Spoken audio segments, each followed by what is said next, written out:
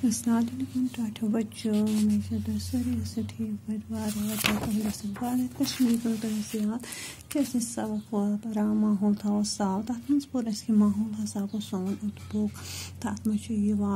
आब हवा मौसम तो कुल कट बेहतर पत पोर सानिस अत माहौलस हसा दुश्मन तथ मज पोर कारखाना गाड़िन हंद अम एयर पोल्यूशन गसान कन पोर प्लास्टिक चीज प्लास्टिक पॉलिथीन न तम हचान तो न तम गलान तो अगर तुम जालो तो सान खतरा बड़ खतरनाक इथे कन वन कुल षटान हद रुस्तुई तो अम हसा पे सानिस माहौलस पे असर क्या रूद पे कम तो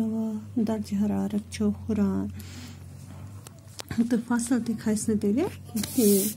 तो वो वो हेको पन माहौल रसर कत हेको सह साफ थवित ठीक पन अंद पोक करो तथ मुतलिक यह पोर गोथ माहौल कित थो साफ ठीक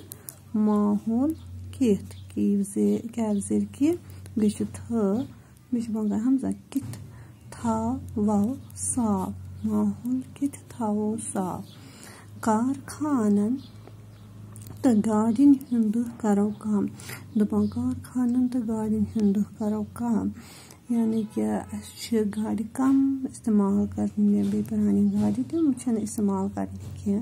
तम डिस्कार्ड करने क्या तम ज्यादा दह नान इथे कन कारखानन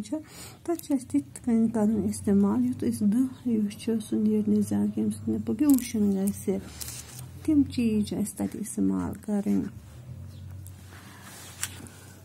इथे कन पॉलिथीन तो प्लास्टिक चीज करो इस्तेमाल ठीक ये प्लास्टिक आमुत हावन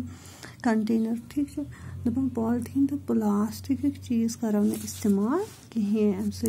नश रोजो पोत हमो वन करो रच ज्यादा खुद ज्यादा कुल रुवो यानी रुवो मीनस वावो यानी कि वन कत वो जंगल इन करो रच हिफाजत करो तो यह षटो न कुल कह ज्यादा खुद ज्यादा कुल रोजो वावान युत अत मिल ऑक्सीजन तो बड़े असल मकदारस मज बे सोन माहौल सह रोज साफ आब करो न जाय यानी कि नलक थो न इथे कन यल कहें सबकस मज ब्रो पोर्मुत अकिस सबकस मज आब जाय कर यमिस न जरूरत नलक थो बंद ोट तो ेट दिमो न कलन दारित आब थो साफ गरन मज नान ोट या ेट नान सह दिमो न कलन मज दारित कहें तो आब थो ये क्या गसन सन आबी जखीर तम रोजान साफ इथे कन जानवरन करो रच जानवरन तह करो रच वाइल्ड लाइफ स्पीशीज सान जंगलन मज रोजान तम मारोक न कह तिमन तह करो रच तम सोन अंद पक साफ थवान क्या तम सानिस अंद पकस मज क्या डिकम्पोजड बॉडीज जानवरन तम तिमन खेवान अम सोन माहौल साफ रोजान ठीक यह तुम फूड चेन मज पोर्मुत तो ये कह जानवर तवित तुम वो यह शक्ल तस लाइन तवित न स्टैग तवित ठीक यम कह जानवर कन हेको पन माहौल साफ थवित कारखाना तो गाड़िन हंद करो कम पॉलिथीन तो प्लास्टिक चीज करो इस्तेमाल बे करो वन रच ज्यादा खुद ज्यादा कुल रुवो पानस अंद पक आब करो न जाय कहें बे दिमो न कलन मज आबी जखैरन मज ोट तो ेट दारित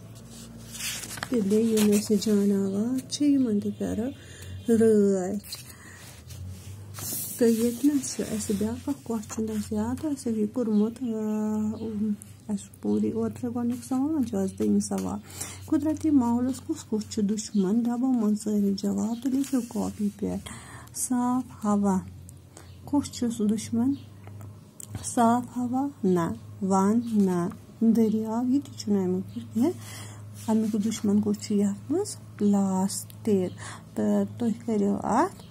प्लास्टिक लिखियो तुम जवाब ठीक इथे कन रूद शीन पॉलीथीन वाव कुछ दुश्मन पॉलीथीन द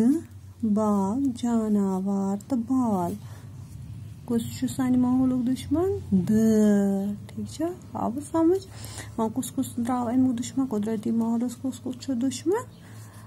प्लास्टिक पॉलीथीन तो द थो तुम याद तथो बच्चों तो बे करो अमे सबक रीडिंग तो बे करो तुम सवाल नंबर 2 कॉपी पे अच्छा जी अल्लाह।